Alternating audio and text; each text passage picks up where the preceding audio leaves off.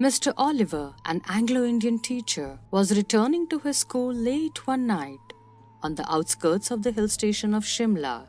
From before Kipling's time, the school had been run on English public school lines, and the boys, most of them from wealthy Indian families, wore blazers, caps and ties. Life magazine, in a feature on India, had once called it the Eden of the East.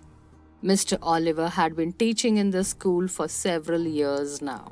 The Shimla Bazaar, with its cinemas and restaurants, was about 3 miles from the school, and Mr. Oliver, a bachelor, usually strolled into the town in the evening, returning well past after dark, when he would take a shortcut through the pine forest. When there was a strong wind, the pine trees made sad and eerie sounds that kept most people to the main road. But Mr. Oliver was not a nervous or an imaginative man. He carried a torch, and its gleam, the batteries were running low, moved fitfully down the narrow forest path when its flickering light fell on the figure of a boy who was sitting alone on a rock. Mr. Oliver stopped. Boys were not supposed to be out here after dark. "What are you doing out here, boy?" asked Mr. Oliver sharply, moving closer so that he can recognize the miscreant. But even as he approached the boy, Mr. Oliver sensed that something was wrong. The boy appeared to be crying. His head hung down. He held his face in his hands, and his body shook convulsively. It was a strange, soundless weeping, and Mr. Oliver felt distinctly uneasy. "Well, what's the matter?" he asked, his anger giving way to concern now. "What are you crying for?" The boy would not answer or look up.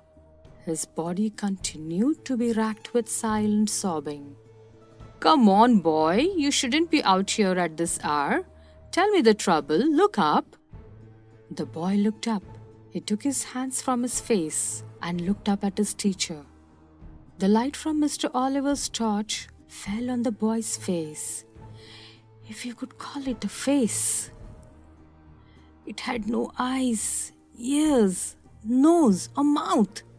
It was just a round, smooth head with a school cap on top of it. And that's where the story should end. But for Mr. Oliver, it did not end here. The torch fell from his trembling hand. He turned and scrambled down the path, running blindly through the trees and calling for help. He was still running towards the school buildings when he saw a lantern swinging in the middle of the path. Mr. Oliver stumbled up to the watchman, gasping for breath. "What is it, Sahib?" asked the watchman. "Has there been an accident? Why are you running?" "I saw something horrible. A boy weeping in the forest. And he had no face." "No face, Sahib? No eyes? Nose, mouth, nothing? Do you mean it was like this, Sahib?" asked the watchman. And he raised the lamp to his own face. The watchman had no eyes, no ears, no features at all, not even an eyebrow. And that's when the wind blew the lamp out.